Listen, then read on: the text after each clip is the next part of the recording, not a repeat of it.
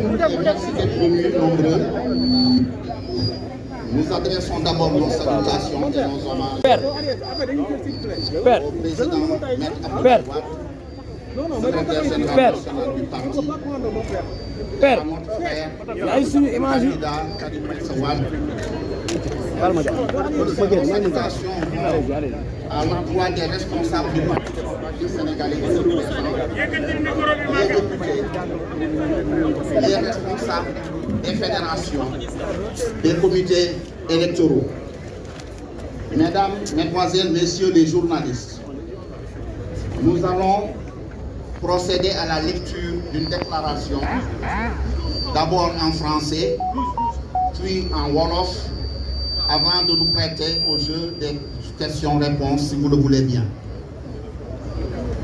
Le Parti démocratique sénégalais, PDS, et la coalition Karim 2024 dénoncent avec la plus grande virulence le coup d'État préélectoral orchestré par le Conseil constitutionnel. La récente tentative d'élimination de Karim Wade de la course présidentielle est une manœuvre inacceptable visant à faciliter l'ascension du très impopulaire Premier ministre Amadou Ba. Tous les pronostics suggèrent que face à un scrutin libre et honnête, Amadou Ba serait incontestablement battu par Karim Wade.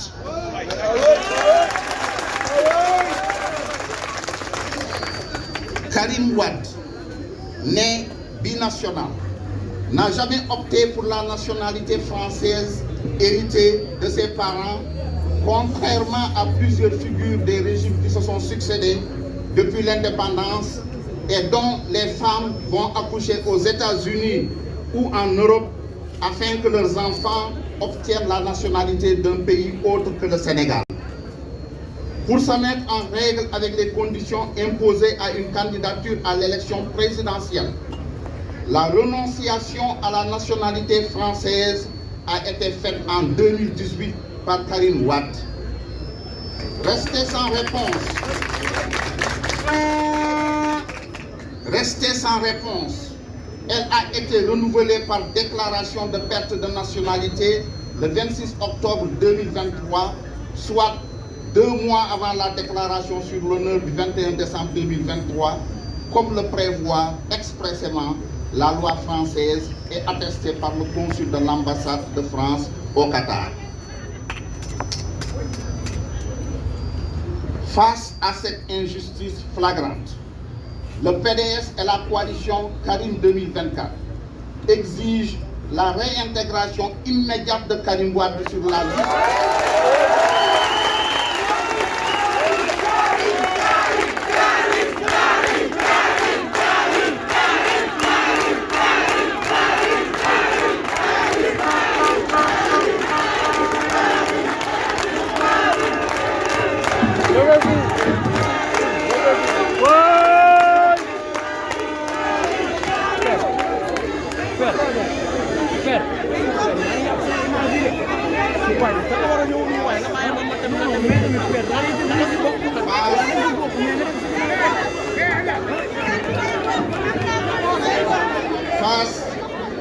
Face à cette injustice flagrante, disons-nous,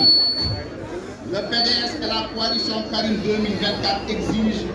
la réintégration immédiate de Karim Wade sur les listes des candidats à la présidentielle du 25 février 2024.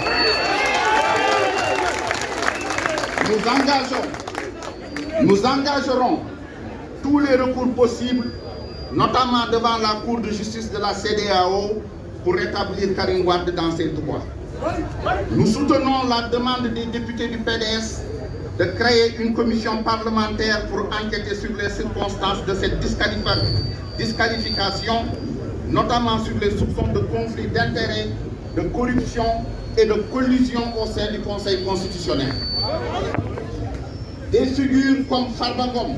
et Abdoulatif Coulibaly jouent des rôles douteux avec certains membres du Conseil constitutionnel.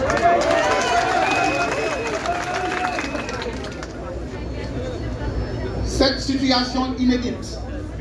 porte atteinte à notre démocratie et à l'intégrité du prochain scrutin.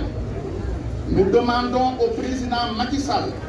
de prendre des mesures immédiates pour remédier à cette crise,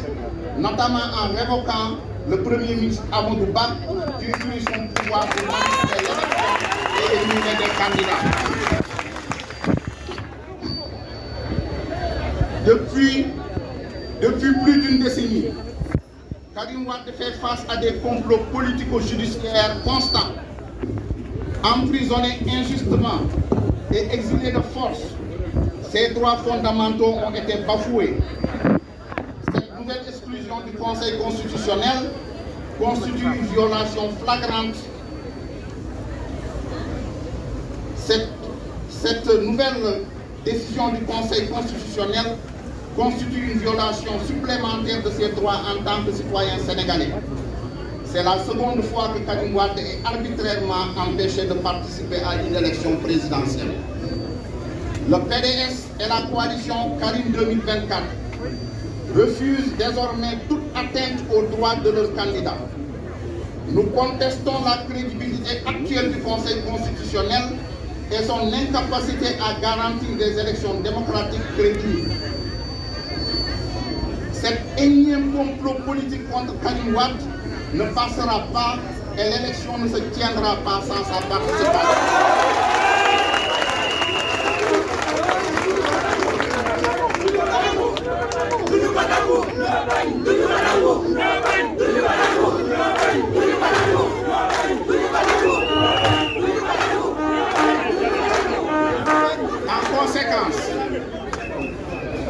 En conséquence, nous demandons à toutes les sections du PDS, à toutes les fédérations du PDS, à tous les comités électoraux Karim 2024 et à tous les mouvements de soutien de se réunir dans les plus brefs délais afin d'informer les militants, les sympathisants et les populations sur la gravité de la crise politique qui secoue actuellement notre pays et sur le coup d'État électoral en marche. De se tenir prêt au combat pour réintégrer Karim Wade dans la liste des candidats à l'élection présidentielle.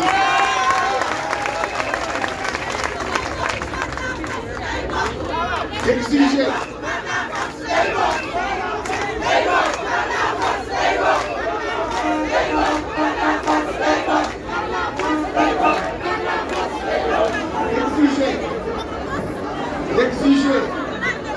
la dissolution du Conseil constitutionnel,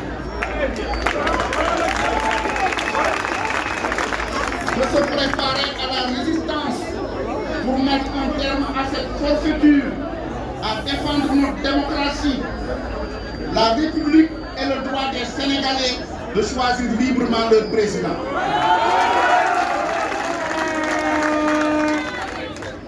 De rester mobilisés en attente des consignes et des mots d'ordre. De se mobiliser pour préparer activement le retour imminent de Karim Wade.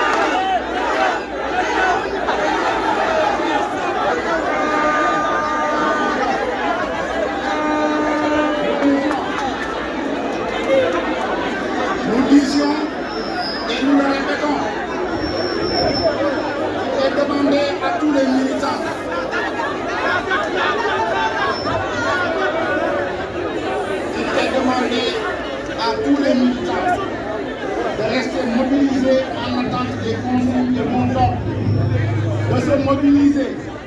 pour préparer activement le retour imminent de Karim Wade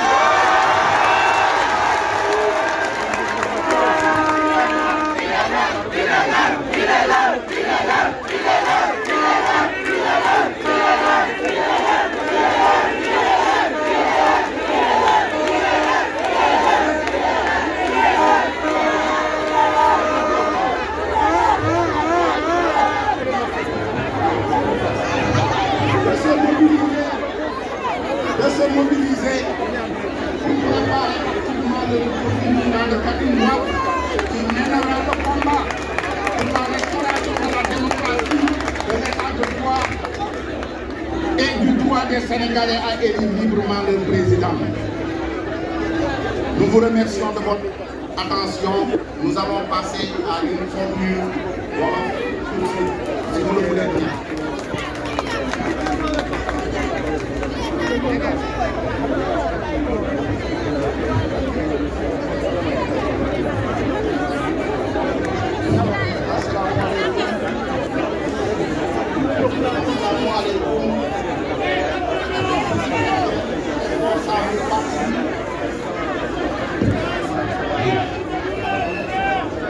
Assalamu alaikum, militants, responsables, sympathisants au Parti démocratique sénégalais, coalition Karim 2024, nous, organisation alliée, si c'est un tour responsable du FITEW ak du FITEW. Nous ngi jiital ci nuyoo yi nuyu bu ñu jëmale sunu kilifa sunu baay sunu guide muy le président Maître Abdoulaye Wade di ko ñaanal jàmm di ko ñaanal fan yu gudd di ko ñaanal wér yàlla na fi yàgg te wér di nuyu sunu frère sunu candidat président Karim Meïssa Wade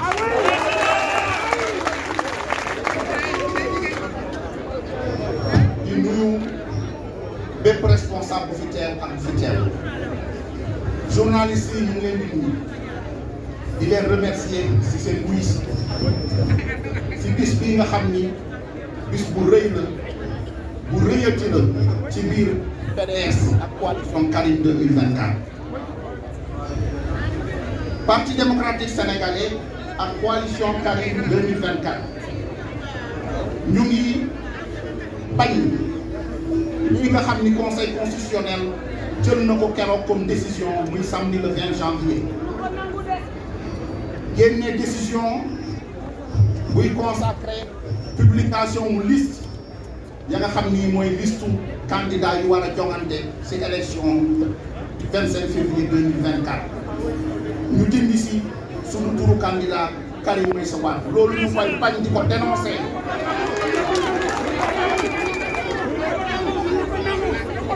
mais nag loolu yëpp ay jéem la jéem bi ci mujj wax nañ ko mooy le 20 janvier 2024 te lu ko lal mooy pexe Amadou Ba bi nga xam ni c'est un incapable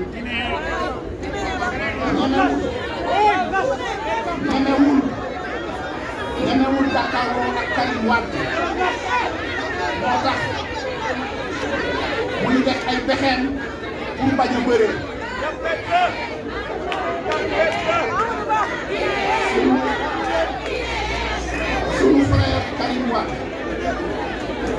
sunu frère Karim Wade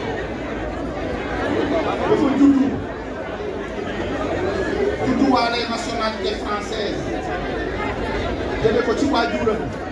mais mosu ko ñaan mosu ko laaj noonu la àddina di doxee moom nag dafa wuuteeg ña nga xam ni ay kilifa lañu ay responsable lañu bokkoon ci nguur yu toppante ni ba ñu amee indépendance ba léegi te ñu seetlu ni ñoom seen ay soxna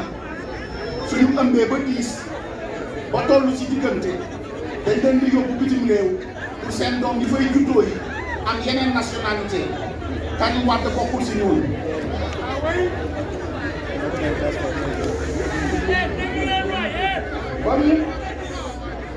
ba mu namee nekk candidat ca élection présidentielle 2019 Karim Wade dafa renoncé woon ci nationalité française am pour mën a dëppoo yoonu Sénégal parce que yoonu Sénégal dafa ni ku bëgg a nekk candidat à l'élection présidentielle da nga war a rek nekk nationalité wu sénégalaise maanaam waruloo ko boole ak beneen nationalité kon moom ba mu namee nekk candidat en 2019 dafa renoncer en 2018 à sa nationalité française ba mu ko defee sur simple prononciation maanaam day bind ni man bëggatuma nekk français nguuru France mën na ko tontu comme mën na ko bañ a tontu ba mu toogee nag ba ñu war a defaat élection bii muy 25 février 2024 te ñu war a déposer dossier de candidature yi au mois de décembre 2023 ba mu koy waajal Karim doggaliwaat na demande boobu maanaam daf ko féddaliwaat bindaat beneen lettre boobu mu ngi ko bind déposé ko le 26 octobre 2023 maanaam lu jiitu ñaari weer yu di jiitu ñuy déposé ay dossier pour élection bi ñu jëm te loolu ba mu ko defee ca fa mu nekk muy Qatar ca ambassade ba mu ko defee consul bu nekk bi ca ambassade Doha au Qatar jox na ko attestation bi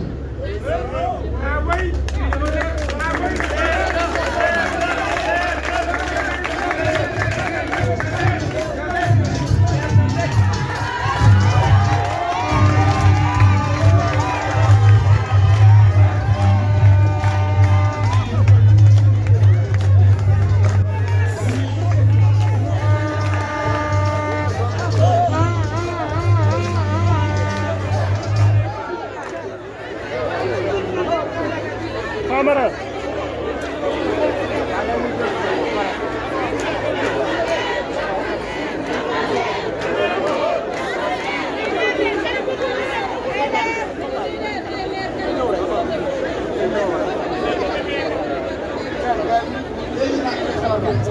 ngeen war a comprendre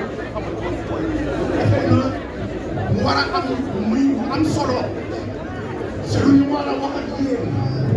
parce que dañ leen ko war a wax ngeen xam ko moo di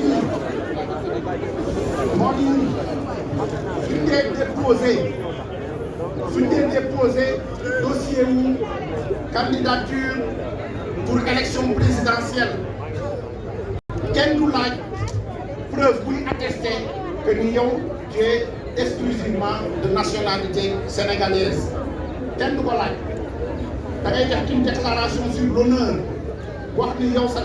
dépôt bi sa dossier candidature c'est conforme à la constitution mais amul benn pièce boo xam ne bii war nga ko joxe pour prouver de l'exclusivité de ta nationalité sénégalaise candidat yu déposé seen dossier yëpp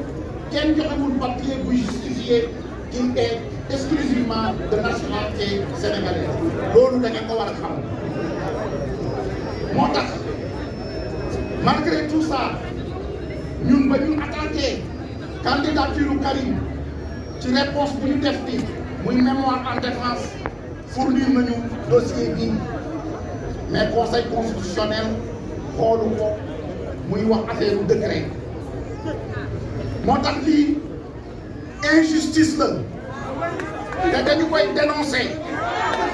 duñu ko nangu moo tax ñu ngi naan dañuy exiger que Karim dañ ko delloowaat ci listu candidat yu war a dem élection 2025.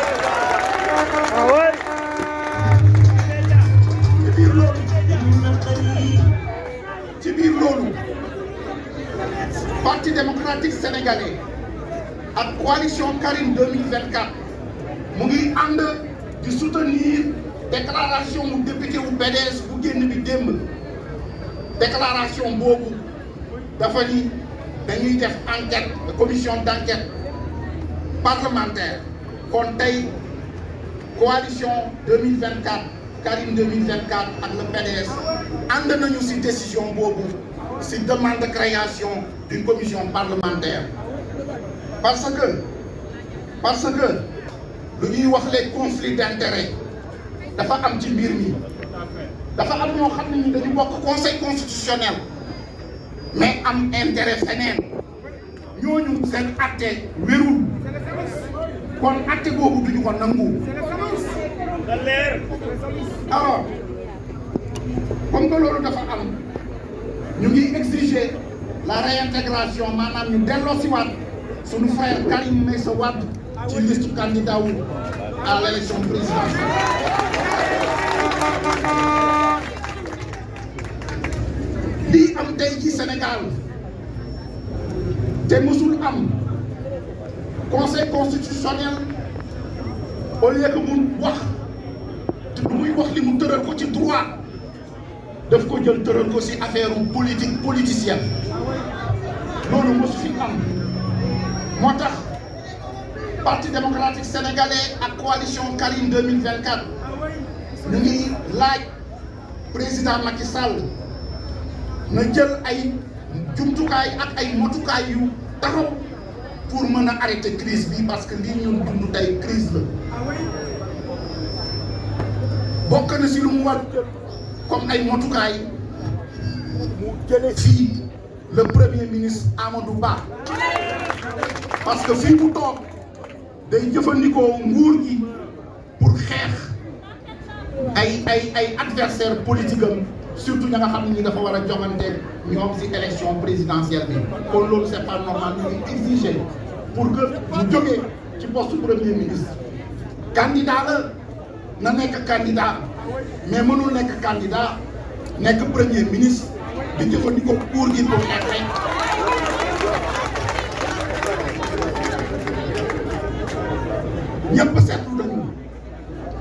ñëpp seetlu nañu ëpp na fukki at tey Karim Meïssa Wade ñu ngi koy buntu xataal di ko xatal di jalgati àqam ak yelleefam ci biir nguur gi tëj ko kaso génne ko réew mi tere ko mu bokk ci élection 2019 bugg ko terewaat bu bokk ci élection bii loolu du ñu ko nangu.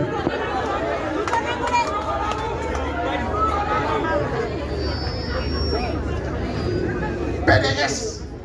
ak coalition Karim 2024 dootuñu nangu ñuy jalgati àq ak yelleefu Karim Wade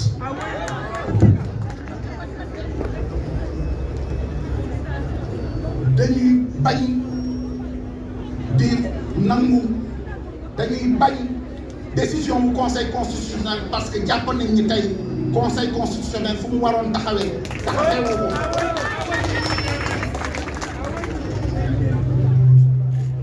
loolu yëpp nag su amee te ñëpp taxaw seetlu ko moo indi le parti démocratique sénégalais ak la coalition Karim 2024 ñuy ñaan bépp section wu PDS bépp fédération wu PDS bépp comité électoral Karim 2024 mouvement de soutien yi na ñëpp daje woote ay réunion ñu informer maanaam yëgal askan bi lu xew informer militants yi informer sympathisants yi ak population yi si crise bii nga xam ni tey juddu na ci Sénégal gravité ak lu mu mën a jurul Sénégal te ñaanuñu ko yàlla mën na fi indi ay situation yoo xam ni kenn bëggu ko ñu ngi leen di ñaan ngeen taxaw pare engagé combat bi pour ñu delloo si Karim ci liste candidat ya nga xam ne mooy yàq élection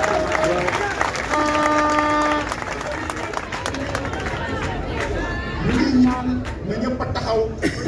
exiger conseil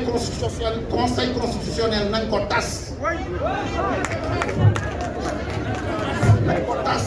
parce que lii fi nekk du conseil constitutionnel ñu ngi ñaan ñëpp nañu taxaw boole ci seen mobilisation de la résistance pour lii di wéy lii di juddu nii mu bañ a wéy mu bañ a law il faut résister contre l'injustice contre la forfaiture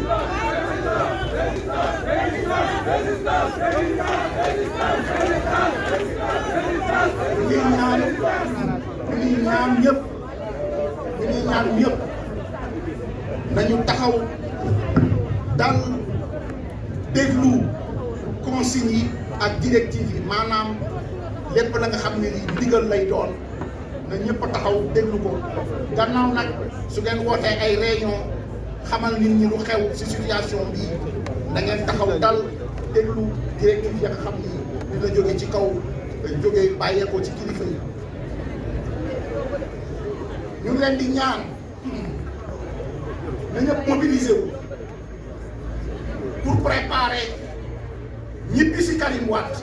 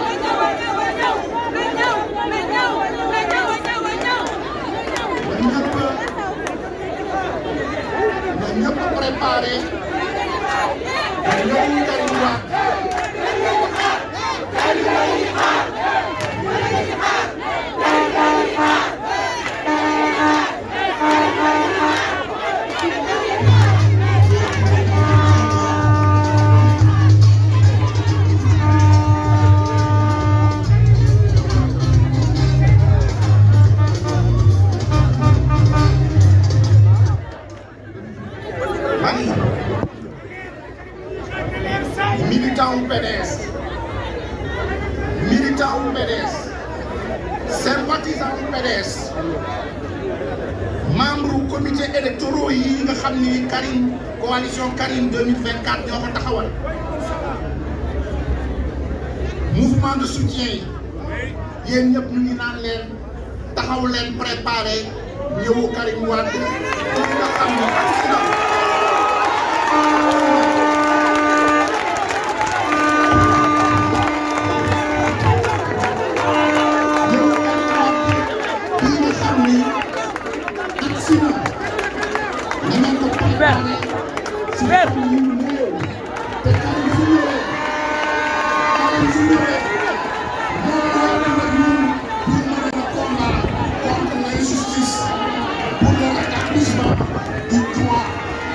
et la démocratie et la justice.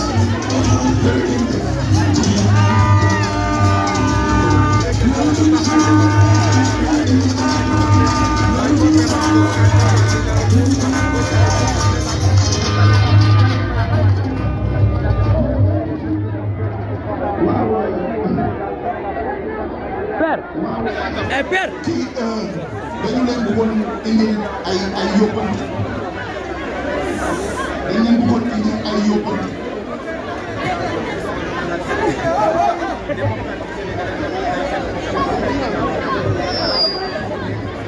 luñ doon wax ni. waaw luñ doon wax ni si déclaration bi jeex na. bon ñu ngi sant yàlla ba mu mayee ñu mën koo àggale si ndigalu kilifa yi Karim Meïssa Wade kon ñu ngi leen di remercier yéen pour ñëpp les élections léegi nag dafa présidentielles def du 25 jotaay février bi 2024. dafa am importance PDS nee nañ que c'est pas normal que comme le que régime PDS interdise ak coalition Karim 2024 pour que le régime interdise à Karim Meïssa dafa am loo xam ne Wade nii de se présenter PDS ak à Karim l'élection 2024 ñoo ko moomal seen bopp 2024. ñu bëgg ko Donc, jottali fii affaire baa ngi gannaaw ay noonu. yóbbante bon ay intervention loolu mooy lan moo di ay ñu déclaration ngi yoo xamante remercier ne les sont les leaders ñu ngi ñoo ko nekk di ko remercier def voilà kilifa yu fi teew yëpp ak kilifa yu fi teewul yi sunu responsable yi parce que waxtu bi dafa am importance kenn ku nekk bugg nga ñëw taxaw féddali sa kóllëre ak président Wade ak Karim Meïssa Wade mais jotaay bi mayewu ko moo tax ñuy jottali ay nuyoo ak ay yóbbante gannaaw ba ñu nuyoo responsable yi ak responsable allié yi ñu ngi leen di nuyu ñu ngi leen di xamal ni di dalal seen xel di dalal seen xel di dalal seen xel rien n'est perdu rien n'est perdu et rien ne sera jamais perdu nous commençons un combat Nous avons toujours été dans le combat. Le combat change de forme. La situation a changé. Nous allons nous adapter à la situation.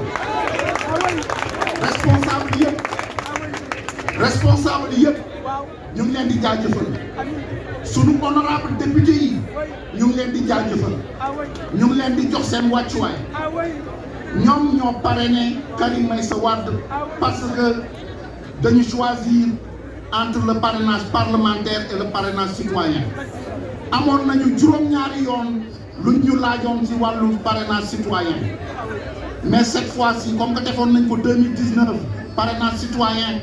bi yoon dañu ni comme que yoon may nañu ko député yi mën nañ ko def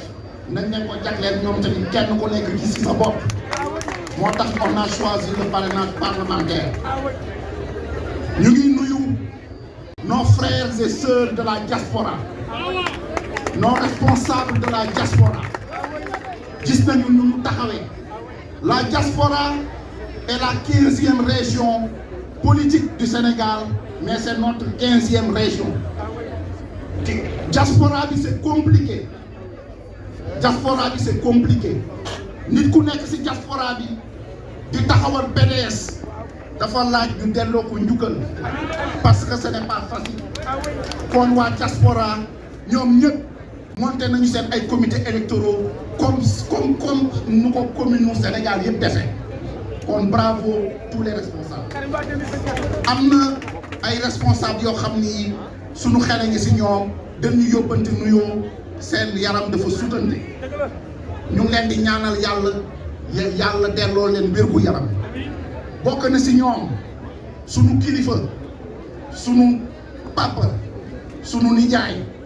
muy nga xam ni moom mooy le rapporteur des collèges des secrétaires généraux du parti muy El Hadj Daouda Niang. ñu ngi koy ñaanal yàlla di jottali message am nee na xelam a ngi fi. mu ngi féddale kóllëreem ci président Wade di féddale kóllëreem ci Karim Meïssa Wade di féddale kóllëreem ci parti démocratique sénégalais di wax ni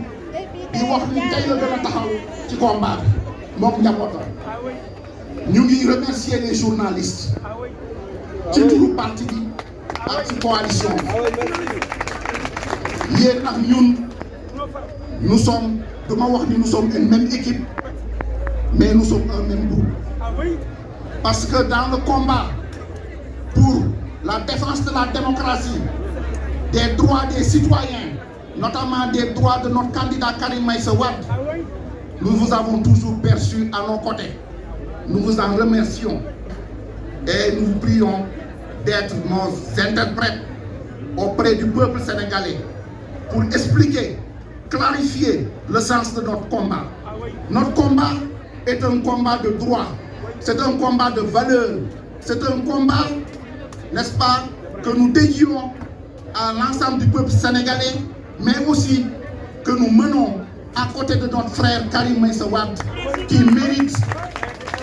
d'être respecté, qui mérite d'être rétabli dans ses droits, notamment dans son droit de participer à l'élection présidentielle du 25 février 2024. Je vous remercie.